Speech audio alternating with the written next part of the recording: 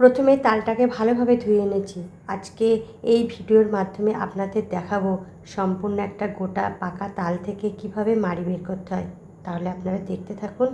তালের প্রথমে এই যে কোয়াগুলি আছে সেগুলি ফেলে দিচ্ছি, মানে তালের পিছনকার অংশটা।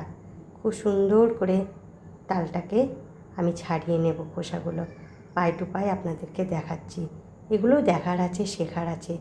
প্রথম অবস্থায় আমরা কেউই জানি না কোনো কাজ, যখন আমরা শিখি তখন আমাদের কাছে সহজ হয়ে যায়। এই তালই একসময় আমাদের কাছে বেতাল পাকাতো। যখন মারা করতেন এই সমস্ত কাজগুলো তখন চুপচাপ দেখতাম। আর এই যে তালগুলো যে ছাড়াচ্ছে, এই তালের শ্বাসগুলো না যখন ছাড়ানো হয়েছে তখন না ওই যে রোয়ার মতন আছে ওইগুলো খেতাম, খুবই ভালো লাগতো। এখন আর সেই পরিস্থিতি নেই, সেই দিনও নেই, সেই ছোটোবেলার দিনও আর শেষ হয়ে গেছে। তাই ওইগুলো সাধারণত স্মৃতি থেকে মুছে যায়নি এখনও। যখনই তালের এই কোনো কিছু মানে করা দেখি, তালটাকে যখন মাড়িয়ে বার করতে দেখি তখন কিন্তু মনে পড়ে যায়। কথায় আছে না, তিল থেকে তাল। তাহলে শুনুন, তাল দিয়ে কি কি জিনিস করা যায়, কত রকম জিনিস বানানো যায়। তালের বড়া তো আছেই, তালের লুচি, তালের রুটি, তালের পিঠে যেটাকে আমরা চাপড়ি বলি, এছাড়া তালের ক্ষীর অসাধারণ খেতে লাগে, দুর্দান্ত খেতে। একদিন করে খাবেন, দেখবেন খুব ভালো লাগে। দুধটাকে ফুটিয়ে ফুটিয়ে তালের শ্বাসের সঙ্গে অবশ্যই ফোটাতে হবে, তবেই তালের ক্ষীর তৈরি হয়। অসাধারণ লাগে বলুন, আমার তো ভীষণ ভালো লাগে। আমার কেন, সব শিশুরা কিন্তু এটা বেশি ভালোবাসে। আমাদের বাড়ির ছেলে মেয়েগুলো খুব ভালোবাসে তালের ক্ষীর খেতে। আজকে পুরো তালটাকে আমি যে মাড়ি করব সেটা কিছুটা পরিমাণ বড়া করব আর অর্ধেকটা রেখে দেবো, তালের ক্ষীর তৈরি করব। তবে তালের ক্ষীরটা না একটু ফ্রিজে রেখে ঠান্ডা খেতে সবথেকে বেশি ভালো লাগে। তালটা কি সুন্দর না, কালো তাল না, খুব ভালো। আর কালো তাল খেতে এত সুস্বাদু হয় কি বলবো, এতে প্রচুর শ্বাস থাকে। আর তালগুলো মানে যখন আপনারা কোনো তাল কিনবেন না, কালো তালটা কিনবেন। এই কালো তালকে না অনেকে হেরে তাল বলে না, হেরে মাথায় বুদ্ধি বেশি, অনেকেই বলে থাকে কথাটা, চলতি কথা। সাধারণত আমরা সবসময় কালো তালের দিকে ঝোঁক বেশি রাখি। কারণ বলো তো, কালো তালের যে বড়াগুলো হয়, যে সমস্ত খাদ্য উপাদানগুলো তৈরি হয়, সেগুলো অসাধারণ সুস্বাদু লাগে। তালে সাধারণত 3টে আটিই থাকে, আর কোনো কোনো তালে 2টো আটিও থাকে। দেখেছেন 3খানা আটি বের হয়েছে।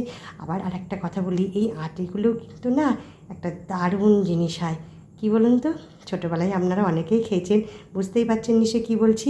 এই তাল শাঁসটা পুরো ঘষে যে আটিটা বেরোবে, সেইটা না কোনো ছাই দিয়ে চাপা দিয়ে রাখলে না কল বেরোয়।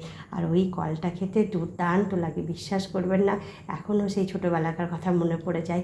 তাল শাঁস দেখলেই মনে হয় তালের কলটা খাবো, এই লোভটা থেকেই যায়। সকলেরই মনে হয় আছে। আমরা তো খুবই খেতাম ছোটোবেলায়, এখনও মাঝে মধ্যেই খাই। তবে যাই হোক, বড় হওয়ার সঙ্গে সঙ্গে কিছু রুচিবোধও পাল্টে যায় আমাদের, কিন্তু সেই স্মৃতিগুলো থেকেই যায়। যখনই কোনো এইসব কথা মনে পড়ে, পরিস্থিতি অনুযায়ী সেই স্মৃতিগুলো যেন স্মৃতির খাতায় ভেসে ওঠে। চলুন বন্ধুরা, তালটাকে কিভাবে জল দিয়ে মানে জলটাকে ভিজিয়ে নিচ্ছি তালের মাড়িটা একটু নরম করার জন্য। এতে কি বলুন তো, এতে তাল শাঁসটা বের করতে খুব সুবিধা হয়। আর তালটা যেহেতু একটু শক্ত টাইপের থাকে, তো যখন প্রথম অবস্থায় পাকা হলেও কী হয়, তালটা কিন্তু তেলতেলে হয় না, একটু শক্ত থেকেই যায়। আর সেই মাড়িটা বের করার জন্য সামান্য পরিমাণ জল দিয়ে পুরো 3টে আঁটি কী করে নেব, মানে তালের মাড়িটা বের করে নেব। যাই হোক, আপনারা কী বলেন জানি না, আমরা তাল শাঁসের থেকে যে আটিটা থেকে শাঁস বের করি সেটাকে মাড়ি বলে থাকি। এই যে কী সুন্দর লাগছে না, এই আটিগুলো খেতে দুর্দান্ত লাগতো। তালটা ঘষা না হতে হতেই যখন মা ঘষতেন, তখন মায়ের থেকে বলতাম যে তালের আটিটা একটু দাও, একটু আগে চুষে খাই। এটা কিন্তু সবার মধ্যেই আছে, ছেলেবেলায় এইগুলো সবার মধ্যেই থেকে থাকে কম বেশি, আমাদেরও ছিল। সাধারণত এগুলো হওয়াটাই স্বাভাবিক না, শিশু বয়সের কিছু বুদ্ধি আমাদের মাথার মধ্যে ঘুরে থাকে, যেগুলো এখনও আমরা উপভোগ করি পরিস্থিতি অনুযায়ী।